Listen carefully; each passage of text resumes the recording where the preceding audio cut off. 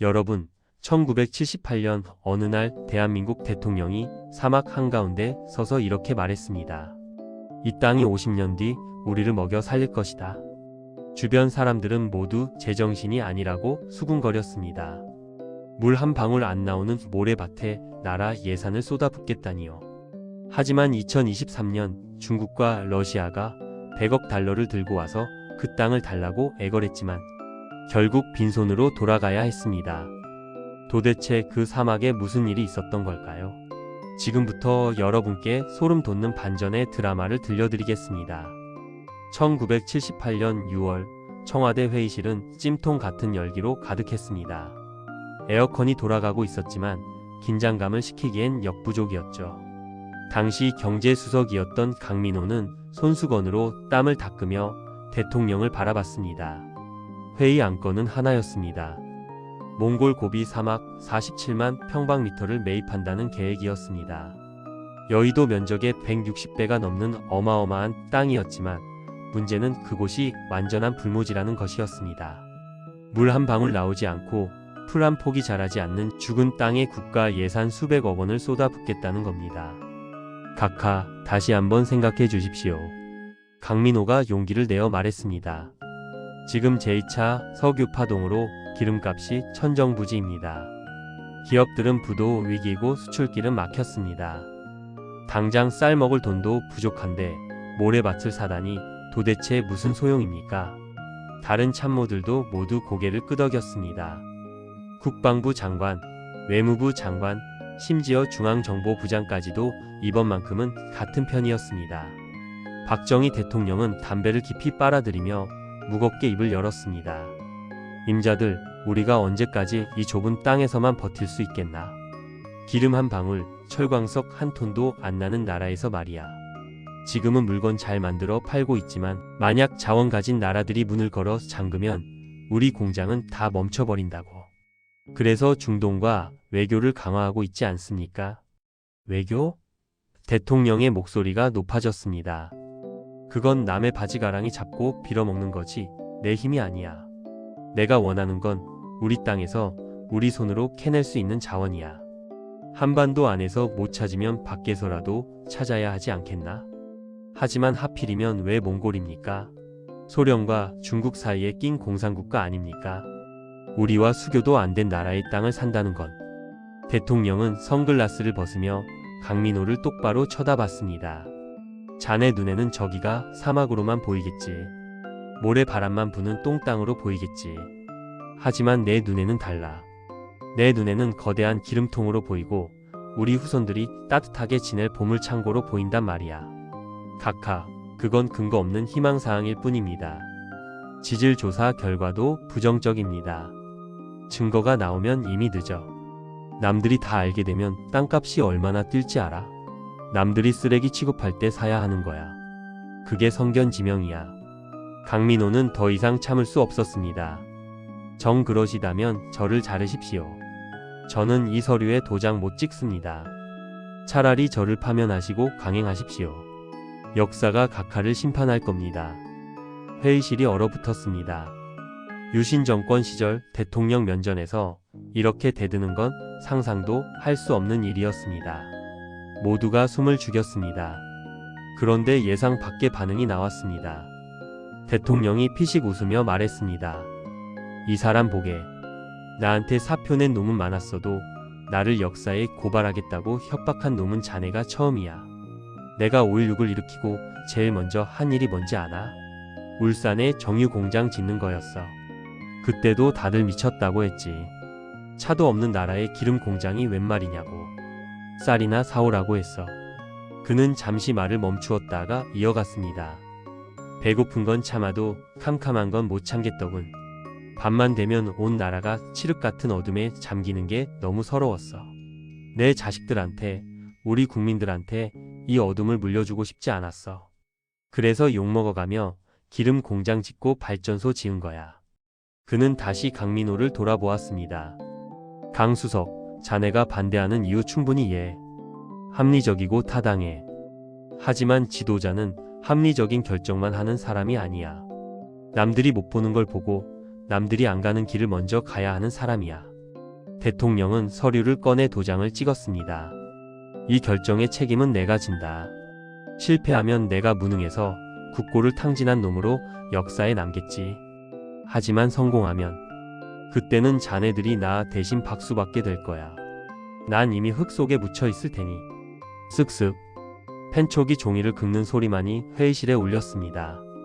1979년 3월 강민호는 박정희 대통령을 수행해 몽골로 향했습니다. 수교도 안 된 나라라 홍콩을 거쳐 소련 비행기를 타고 몰래 들어가야 했습니다.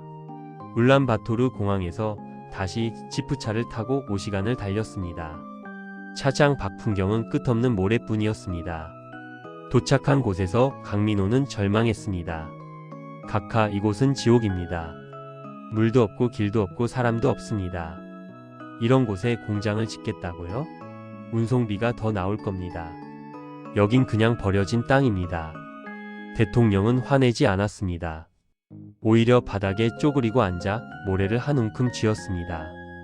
손가락 사이로 모래가 흘러내리는 것을 하염없이 바라보았습니다. 버려진 땅이라. 그가 중얼거렸습니다. 남들이 버렸으니까 우리 차례가 온 거야.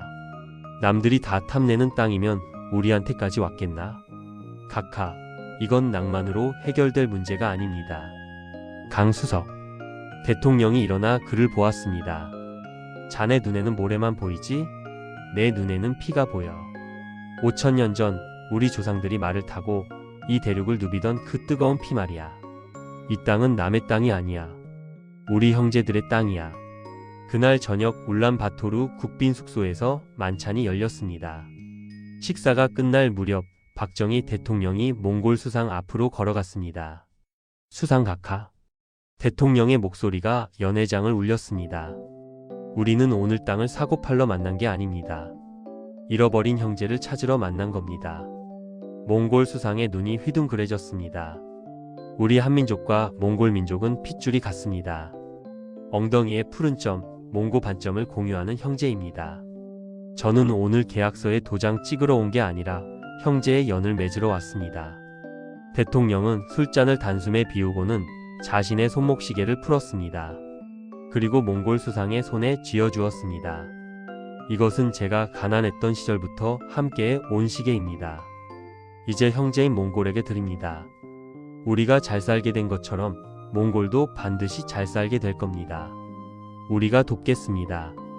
피를 나눈 형제로서 끝까지 돕겠습니다. 연회장에 기묘한 침묵이 흘렀습니다. 딱딱하게 굳어있던 몽골 관료들의 얼굴이 일그러지더니 곳곳에서 훌쩍이는 소리가 들렸습니다. 몽골 수상은 시계를 쥔 채 눈시울을 붉혔습니다. 형제라니요? 강대국들은 우리를 위성국가, 자원 셔틀로만 취급하는데 당신은 우리를 형제라고 부르는군요. 수상은 박정희 대통령을 와락 끌어안았습니다. 두 나라 정상이 서로를 부둥켜 안고 등을 두드리는 모습, 그것은 외교라기보다는 인간 대 인간의 만남이었습니다. 강민호는 그 모습을 보며 생각했습니다. 쇼다. 저건 고도로 연출된 쇼다. 헐값에 땅을 사려는 장사꾼의 수작이야. 그는 대통령의 진심을 믿지 않았습니다. 국제관계에서 형제니 우정이니 하는 말은 포장지에 불과하다고 생각했습니다. 47년 만의 반전. 세월이 흘러 2023년. 80세가 된 강민호는 새벽에 긴급 전화를 받았습니다. 강민호 전 수석님 되십니까? 급하게 모실 일이 있습니다. 지금 당장 와주셔야겠습니다. 무슨 일입니까? 이 새벽에? 몽골입니다. 몽골에서 큰일이 터졌습니다. 몽골. 그 단어를 듣는 순간 47년 전 묻어두었던 기억이 떠올랐습니다. 설마 그 땅이 용산 대통령실 지하 벙커에 도착했을 때 국가안보실장이 핏기 없는 얼굴로 맞았습니다. 중국과 러시아가 움직였습니다. 어제 오후 몽골 정부에 공식 제안을 보냈습니다. 몽골 내 외국인 소유 토지를 회수하고 그 땅을 자신들에게 넘기라는 압박입니다. 그 모래밭을 가져가서 뭐 하겠다는 겁니까? 에너지입니다. 우리 정보 당국이 파악한 바로는 중국과 러시아는 그 땅 밑에 무언가가 있다는 것을 이미 알고 있습니다. 얼마나 제시했습니까? 안보실장은 마른 침을 삼키며 손가락을 폈습니다. 100억 달러입니다. 강민호는 숨이 턱 막혔습니다. 우리 돈으로 13조 원. 몽골 1년 국가 예산의 절반에 달하는 천문학적인 금액이었습니다. 그럼 끝난 거군요. 강민호는 고개를 떨구었습니다. 우리는 대응할 카드가 없습니다. 우리가 가진 건 47년 전 받아온 낡은 계약서 한 장뿐입니다. 스크린에 몽골 정부 청사 앞 생중계가 떴습니다. 중국과 러시아 협상단이 위풍당당하게 걸어 들어가고 있었습니다. 그들의 표정은 이미 승리자였습니다. 각하 보고 계십니까? 당신이 말한 형제의 맹약이 저 달러 뭉치 앞에서 얼마나 초라하게 무너지는지. 드디어 몽골 총리가 단상에 올랐습니다. 전 세계가 생중계로 지켜보고 있었습니다. 존경하는 몽골 국민 여러분, 그리고 전 세계 언론인 여러분. 총리의 목소리가 울려 퍼졌습니다. 우리 정부는 지난 일주일간 중국과 러시아로부터 막대한 투자 제안을 받았습니다. 우리 국가 경제를 단숨에 일으킬 수 있는 기회였습니다. 강민호는 주먹을 꽉 쥐었습니다. 올 것이 왔구나. 국익을 위해 어쩔 수 없다는 뻔한 변명이 나오겠구나. 하지만 총리가 잠시 말을 멈추었습니다. 정적이 흘렀습니다. 우리는 그 제안을 거절합니다. 강민호는 잘못 들은 줄 알았습니다. 벙커 안 사람들도 웅성거리기 시작했습니다. 거절? 100억 달러를 거절했다고? 총리는 흔들림 없이 말을 이었습니다. 이유는 단 하나입니다. 그 땅의 주인은 대한민국이기 때문입니다. 그는 품에서 낡은 서류를 꺼내 들어 보였습니다. 누렇게 바랜 종이 47년 전 계약서였습니다. 1978년 박정희 대통령님은 우리에게 이 땅을 사시면서 이렇게 말씀하셨습니다. 우리는 땅을 사는 게 아니라 형제를 얻는 것이다. 그분은 우리를 돈으로 매수하지 않았습니다. 가난했던 우리를 진심으로 위로했고 자신의 시계를 풀어주며 우정을 맹세했습니다. 총리의 목소리가 떨리고 있었습니다. 몽골은 신의를 목숨보다 중요하게 여깁니다. 굶어 죽을지언정 친구를 팔지는 않습니다. 중국과 러시아가 1천억 달러를 가져온다 해도 이 땅의 주인은 바뀌지 않습니다. 이것은 돈의 문제가 아니라 몽골의 자존심 문제입니다. 황 총리가 단상을 내리쳤습니다. 우리는 대한민국과의 약속을 지킬 것입니다. 47년 전의 맹약은 오늘도 그리고 100년 후에도 유효합니다. 강민호는 숨을 쉴 수가 없었습니다. 눈물이 왈칵 쏟아져 내렸습니다. 각하, 제가 틀렸습니다. 완벽하게 틀렸습니다. 각하께서는 50년 뒤 돈으로는 절대 살 수 없는 신뢰라는 무기를 그 황무지에 심어두셨던 겁니다. 100억 달러라는 돈의 쓰나미를 47년 전 낡은 계약서 한 장과 형제라는 두 글자가 막아낸 것입니다. 사막에 숨겨진 보물. 하지만 이것은 끝이 아니었습니다. 며칠 뒤 현지에 파견된 한국지질자원연구원으로부터 긴급 보고가 들어왔습니다. 안보실장의 손이 부들부들 떨리기 시작했습니다. 수석님, 이거 보십시오. 태블릿 화면에는 믿을 수 없는 내용이 나열되어 있었습니다. 우라늄 매장량 세계 5위 규모 확인. 히토리오 광맥 발견 중국 매장량의 30% 추정. 심층부 대규모 유전 징후 포착. 유전? 석유라고요? 강민호가 떨리는 목소리로 물었습니다. 그렇습니다. 기름 한 방울 안 나는 나라의 서러움을 씻기 위해 사막을 샀던 지도자, 그의 직감은 틀리지 않았습니다. 아니, 소름 끼치도록 정확했습니다. 그 땅은 모래밭이 아니었습니다. 검은 황금이 흐르고 희귀 광물이 숨쉬는 보물 창고였습니다. 중국과 러시아가 왜 그렇게 집착했는지 이제 알겠습니다. 안보실장이 말했습니다. 그들은 알고 있었고 우리는 모르고 있었습니다. 강민호는 천장을 올려다 보았습니다. 각하, 이제 시작입니까?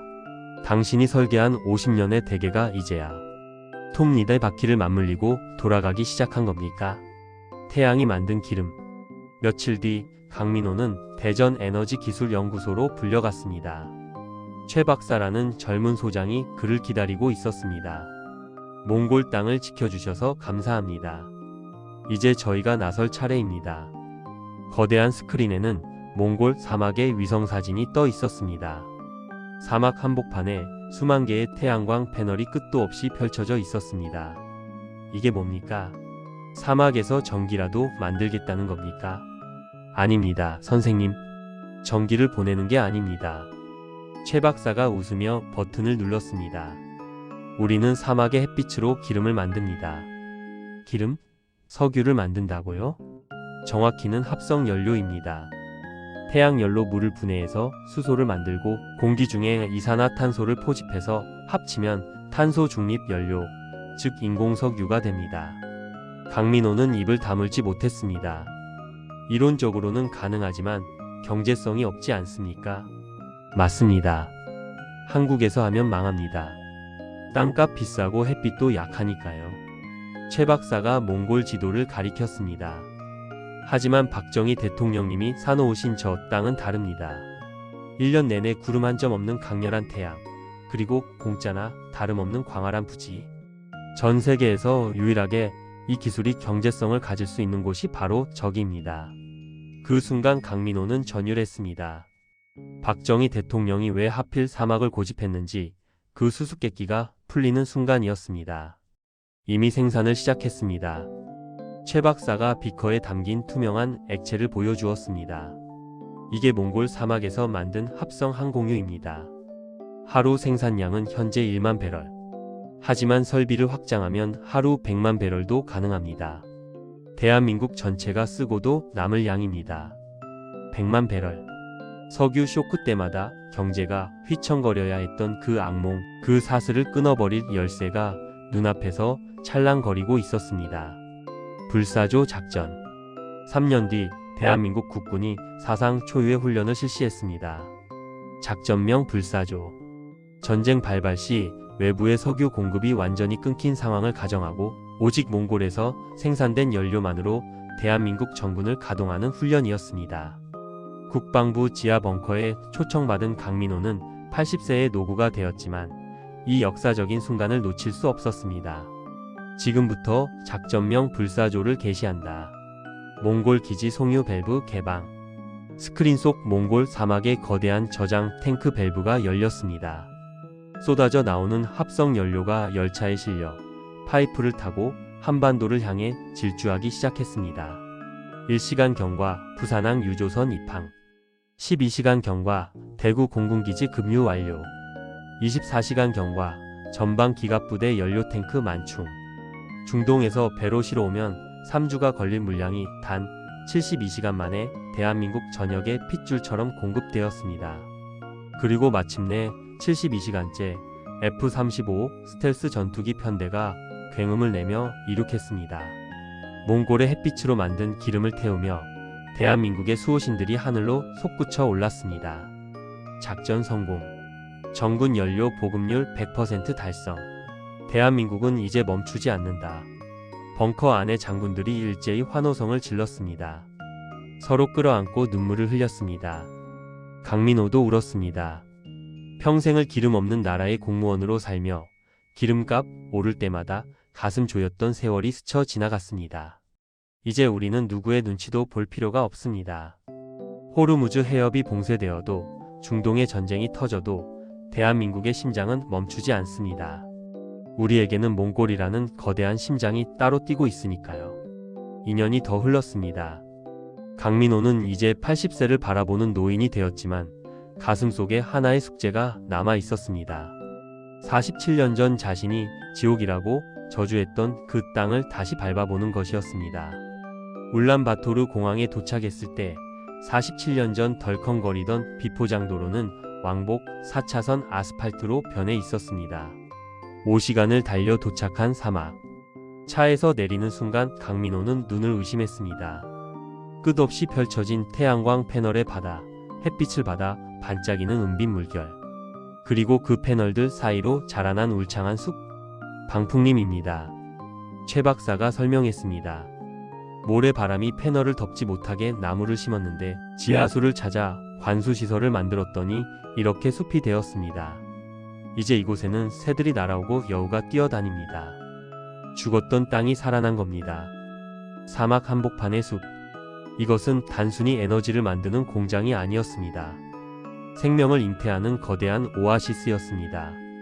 마을 중앙에는 박정희 기념관이 서 있었습니다. 강민호가 안으로 들어가자 박정희 대통령의 흉상이 놓여 있었고 그 옆에는 47년 전 몽골 수상에게 풀어준 그 낡은 손목시계가 전시되어 있었습니다. 강민호는 차가운 대리석 바닥에 무릎을 꿇었습니다. 카카. 목구멍에서 뜨거운 것이 치밀어 올랐습니다. 제가 왔습니다. 못난 참모 강민호가 왔습니다.